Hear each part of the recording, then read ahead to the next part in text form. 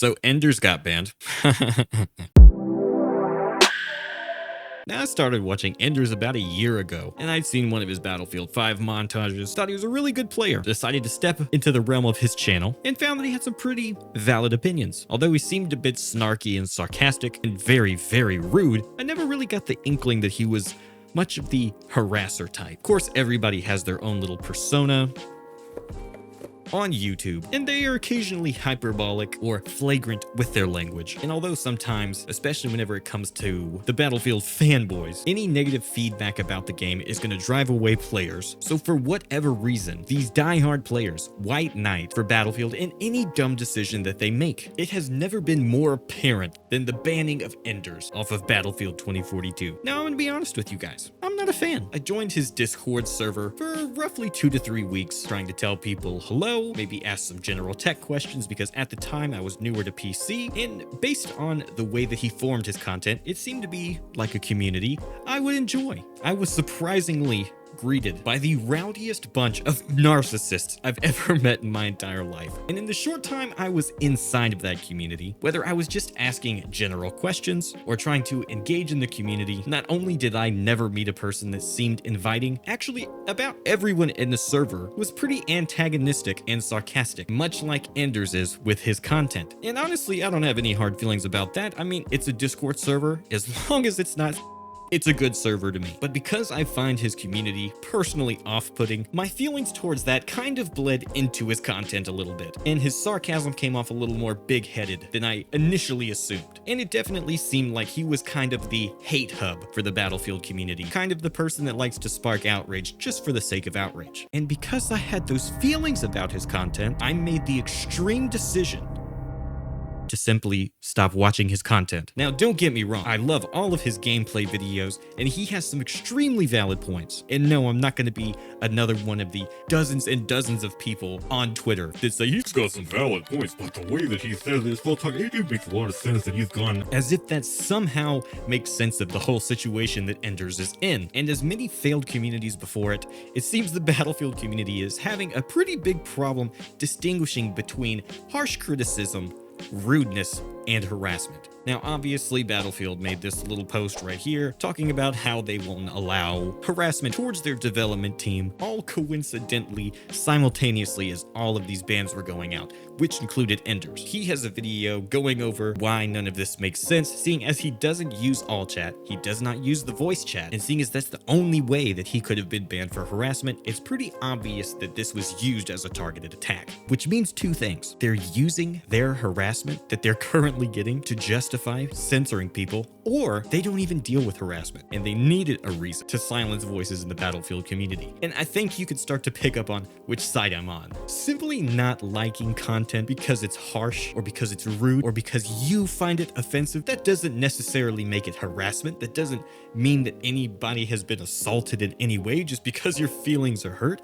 I've made plenty of critical videos that would rival a lot of the worst that Ender has had to say in the Battlefield community. And as much as I don't like his delivery, everything that he says has been valid, especially whenever it comes to the players and the community surrounding Battlefield. And so many people have come out in support of Enders over this whole debacle with EA and DICE over this banning, but time and time again we see whenever it is a crucial decision-making time for the Battlefield community, all of these shills, rats, fake friends, and straight-up cowards that don't want to stir the pot start to stick out like a sore thumb in support of things that they know are being done in a predatory manner. And then people coming up with all of these ridiculous allegations about this community somehow being horrible and toxic and dangerous for the developers and other players of the game, whenever one of the main things that everybody talks about when comparing this game to Call of Duty is how you're more likely to find teammates and people that are willing to work together and work towards a goal, and how it's such a much more friendly and less toxic community. But as soon as something comes up from YouTube content creators in the Battlefield community, the amount of people that are just willing to lay down and follow the rules and get behind people without knowing the full context of a story just to try to preserve some kind of fake ecosystem that the Battlefield community promotes,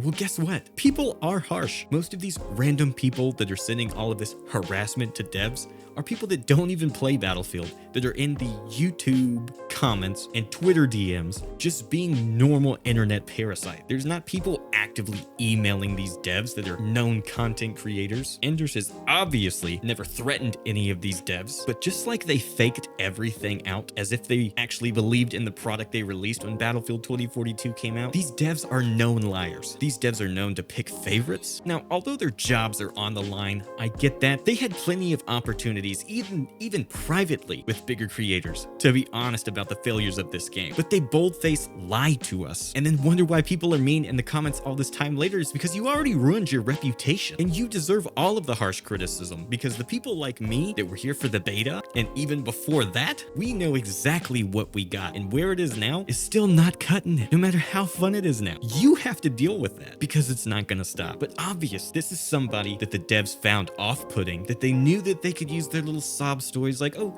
we're just peasantry dev teams just trying to make you a beautiful game. No, these people aren't being coerced or forced to lie for EA DICE. They want to look like victims, and they want to pick on people with extreme opinions. And as much as I don't like Ender's kind of content, it annoys me to no end whenever grown-ass men and women cry like little babies whenever they hear stuff that they don't like. Get over it. Stop trying to preserve this community that's really just in shambles. This Ender situation opens up so many things to me about how the Battlefield community works, and it's actually pretty retarded, because if there's one thing I'm a proponent for, it's free speech. It's okay to be embarrassed. It's okay to be wrong.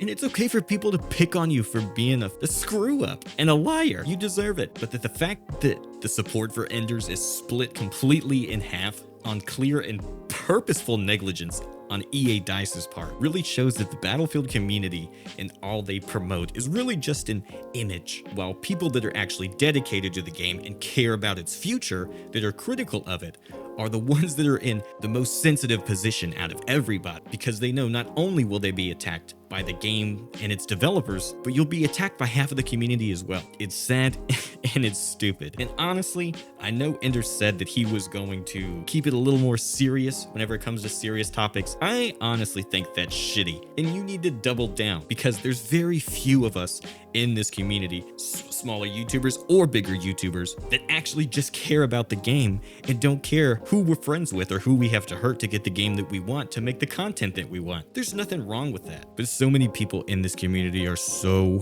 fake. It's sickening. Luckily, whenever I entered the content creator community, I was able to find me some nice good friends. So, dude, that sucks. Hopefully they lift your ban sooner, or just enjoy the vacation. Who knows? But definitely don't lose all of your edge just to appease these freaking whiny babies and all of the overly emotional 35 to 45-year-olds that play this game after work, that don't like you can shoot better than them. Just keep doing what you're doing. All the fake people are gonna go away, and you'll prosper either way. Or some shit like that. Something motivational. I don't know. I don't care. But if you enjoyed the gameplay or the commentary, please leave this video a like, subscribe to the channel, and hit that notification bell. That way, you get notified every time I post new content, because I'm posting stuff all the time. Thanks for coming around and checking out the channel. Thanks a ton for watching, and I'll see you in the next one. Peace out.